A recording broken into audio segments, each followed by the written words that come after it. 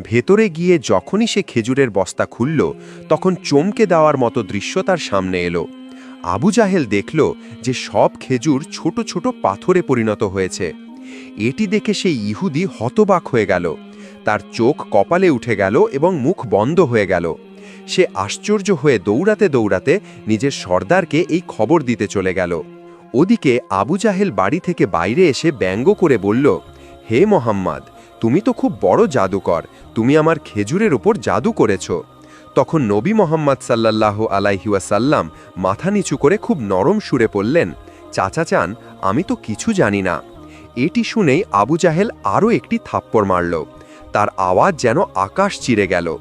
সব কিছু থেমে গেল এবং সেই নিষ্পাপ শিশুর চোখ থেকে একটি অশ্রু গড়িয়ে পড়ল। কিন্তু কি মমতা ছিল, কি রহমত!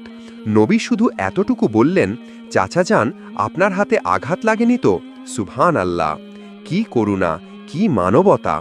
নিজে থাপ্পড় খেলেন, কিন্তু চিন্তা সেই মানুষটির যিনি মারলেন। তারপর নবী মোহাম্মদ সাল্লাল্লাহু আলাইহি ওয়াসাল্লাম এইসব অপমান, কষ্ট এবং ক্ষুধা নিয়ে বাড়ি ফিরে গেলেন না, বরং চুপচাপ পাহাড়ের ধারে গিয়ে দাঁড়িয়ে গেলেন। গাছ এবং পাহাড় যেন ডেকে উঠল। আফসোস, যাকে সৃষ্টি করা না হলে এই পৃথিবী, এই আকাশ কিছুই থাকত না। সেই মহান নবী আজ ক্ষুধার্ত, অপমানিত, অবহেলিত হচ্ছেন। কিন্তু তবুও আবু জাহেলের মতো নিষ্ঠুর হৃদয়ে না দয়া এলো, না চোখে অনুশোচনার এক ফোঁটা।